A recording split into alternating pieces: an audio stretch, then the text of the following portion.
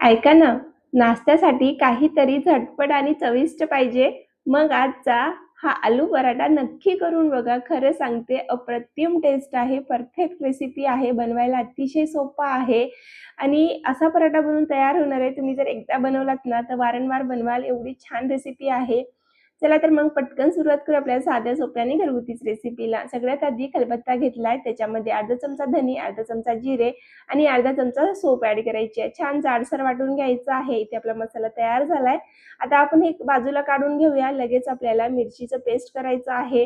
तुम्ही हे सगळं मिक्सरमध्ये सुद्धा करून घेऊ शकता, पण इथे मी खलबत्त्यात करून घेतलेलं आहे.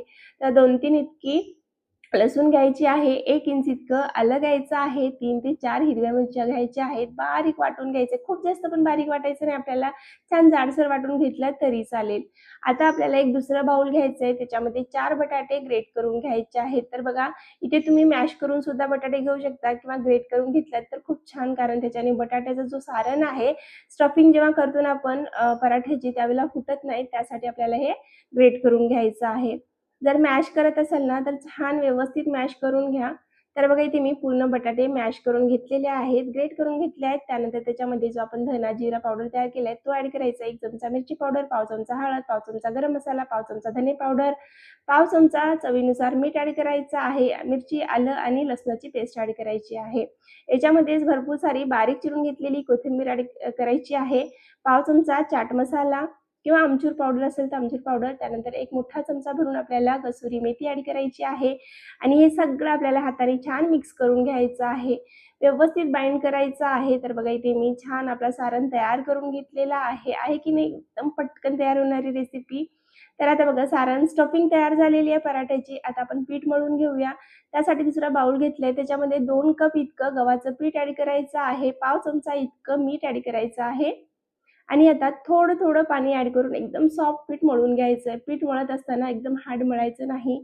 छान असा सॉफ्ट पीठ मळायचं आहे. जर पीठ थोडंसं कडक झालं तर ज्यावेळेला पराठे आपण लाटायला घेतो, त्यावेळेला पराठे साइडनी फाटतात. त्यासाठी पीठ मळत असताना थोडंसं पीठ आपल्याला सॉफ्ट मळून घ्यायचं. खूप जास्त नाही, पण हलकंसं सॉफ्ट ठेवायचं पीठ. पोळीच्या पिठापेक्षा थोडंसं जास्त सॉफ्ट ठेवायचं आहे. तर बघा इथे मी पीठ मळून घेतलेलं आहे. त्याच्यामध्ये अर्धा चमचा इतकं तेल ॲड करायचं आहे आणि परत एकदा आपल्याला हे पीठ सॉफ्ट करून घ्यायचं. हाताने छान मळून घ्यायचं आहे. तर बघा इथे मी पीठ मळून घेतलेलं आहे. पीठ एकदम सॉफ्ट आहे. आता आपण 5 मिनिटं हा पीठ रेस्टवर ठेवूया आणि त्यानंतर लगेच पराठे करायला घेऊया. तर बघा इथे 5 मिनिटं झालेले आहेत. पीठ एकदम सॉफ्ट झालंय. 5 मिनिटं जर आपण असंच मळून ठेवलं ना, पीठ अजून सॉफ्ट होतो आणि पोळ्या छान होतात किंवा पराठे छान होतात. तर बघा इथे मी छोटे-छोटे पेढे तोडून घेतलेले आहे पिठाचे. एकाच वेळेला सगळे पेढे तोडून घ्यायचे आहेत. त्यानंतर आपल्याला एक पेढा घ्यायचा आहे. त्याच्यावर आपल्याला सुक्कं पीठ लावायचं आहे छान आणि थोडी छोटीशी आपल्याला वाटी तयार करायची आहे. खूप मोठी नाही, पण एक छोटीशी वाटी तयार करून घ्यायची बघा अशी किंवा पोळी तयार करून घ्यायची आहे. त्यानंतर त्याच्यामध्ये आपल्याला जे आपण आलूची स्टफिंग तयार केलेली आहे, ते सारण भरून घ्यायचं आहे. तर बघा इथे मी जवळपास 2 चमचा इतकं सारण भरून घेतलेलं आहे. भरपूर प्रमाणात सारण भरायचं. खूप छान पराठे होतात. तर बघा इथे मी सारण भरून घेतलेलं आहे. आता काय करायचं, बोटाने सारण खालच्या बाजूने दाबत जायचं आणि पिठाला वर आणत जायचं आहे. तर बघा अशा पद्धतीने मी हाताला छान थोडंसं सुक्कं पीठ लावत गेलेलं आहे आणि खालच्या बाजूने बोटाने सारण दाबत जायचं आणि पिठाला वर आणत जायचं आहे आणि अशा पद्धतीने त्याचं तोंड बंद करून घ्यायचं आहे. जो एक्स्ट्राचं पीठ आहे, तो पीठ आपल्याला काढून घ्यायचा आहे. मी तुम्हाला व्यवस्थित समजावं त्यासाठी बघा इथे मी सांगितलेलं आहे, दाखवते त्याचप्रमाणे आपल्याला करून घ्यायचं आहे. तर जे एक्स्ट्राचं पीठ आहे ते आपल्याला काढून घ्यायचं आहे. त्यानंतर त्याचं तोंड व्यवस्थित बंद करायचं आहे, नाहीतर पराठा आपण लाटत असताना फुटून जातो. तर बघा इथे मी छान असं तोंड बंद करून घेतलेलं आहे. थोडंसं पीठ ठेवायचं, एकदम सगळंच पीठ काढून घ्यायचं नाही. त्यानंतर आपल्याला ना थोडंसं त्याला फ्लॅट करून घ्यायचं बघा अशा पद्धतीने. त्यानंतर आपल्याला परत सुक्कं पीठ लावायचं आहे आणि हा पराठा लाटून घ्यायचा आहे. तर इथे मी 2 पेढे बनवून घेणार आहे आणि त्यानंतर पराठे लाटून दाखवते. तर दुसरा पेढा घेतला, थोडंसं सुक्कं पीठ लावलं, त्यानंतर स्टफिंग भरून घेतली. स्टफिंग आपल्याला खालच्या बाजूने दाबत जायचंय आणि पीठ वरच्या बाजूने आणायचं आहे. बघा अशा पद्धतीने छान असा पेढा तयार करायचा आहे. त्याचं जसं आपण पुरणपोळी करतो की नाही तसंच. तर बघा एक्स्ट्राचं पीठ काढून घेतलं आणि त्यानंतर बघा अशा पद्धतीने थोडंसं प्रेस देऊन छान असा फ्लॅट आपल्याला पेढा तयार करायचा आहे आणि आपला दुसरा पेढासुद्धा इथे तयार झालेला आहे.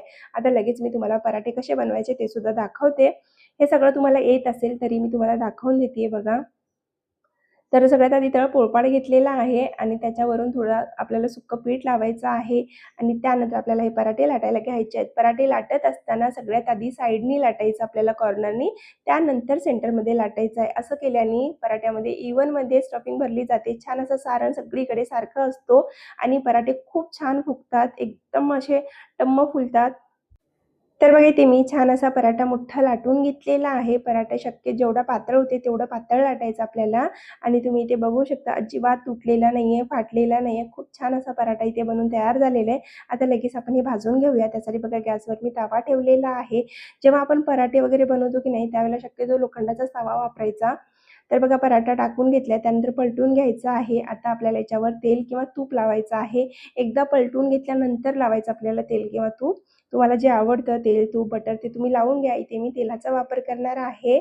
मला जास्त करून तुपातले वगैरे पराठे आवडत नाही. घरात सुद्धा कोणाला आवडत नाही म्हणून मी इथे तुपाचा वापर केलेला आहे. आता हे पराठे आपल्याला आलटून-पलटून दोन्ही साइडनी छान असा क्रिस्पी होईपर्यंत शिजवून घ्यायचं आहे, भाजून घ्यायचं आहे. तर तुम्ही इथे बघू शकता पराठा किती छान असा फुगलेला आहे. आता मी हे आलटून-पलटून दोन्ही साइडनी क्रिस्पी होईपर्यंत भाजून घेणार आहे. तर बघा अशाच पद्धतीने आपल्याला दुसरा सुद्धा पराठा इथे बनवून घ्यायचा आहे. बघू शकता तुम्ही दोनदा पलटून घेतल्यानंतर सुद्धा हा परत-परत फुगत आहे. एवढा छान पराठा बनून तयार झालेला आहे. गॅस मीडियम ठेवायचं. टाकत असताना गॅस फुल ठेवायचं. त्यानंतर मीडियम करून घ्यायचं आणि मीडियम गॅसवर आपल्याला हा पराठा छान क्रिस्पी होईपर्यंत भाजून घ्यायचा आहे. तर आपला हा पहिला पराठा इथे बनून तयार झालेला आहे. त्याच पद्धतीने आता दुसरा पराठा सुद्धा इथे मी बनवून घेतलेला आहे. सगळ्यात आधी लाटत असताना कॉर्नरनी लाटायचं, साइडनी लाटत-लाटत पोळीला मोठं करायचं पराठ्याला. तर बघा तव्यावर पराठा टाकलेला आहे. त्यानंतर पलटून घेतलं. थोडंसं तेल टाकून घेतलेलं आहे. ते सुद्धा आपल्याला आलटून-पलटून दोन्ही साइडने छान भाजून घ्यायचं आहे. छान लाल कलर येईपर्यंत मस्त क्रिस्पी होईपर्यंत पराठा आपल्याला भाजायचा आहे आणि इथे आपला पराठा सुद्धा भाजून तयार झालेला आहे. आता मी गरम-गरम पराठा प्लेन दहीसोबत सर्व्ह करणार आहे. तुम्ही हे लोणच्यासोबत सुद्धा सर्व्ह करू शकता किंवा तडकेवाली दहीसोबत सुद्धा सर्व्ह करू शकता. वरून आपल्याला थोडंसं बटर लावायचं आहे आणि इथे आपले गरम-गरम आलू पराठा बनून तयार झालेला आहे.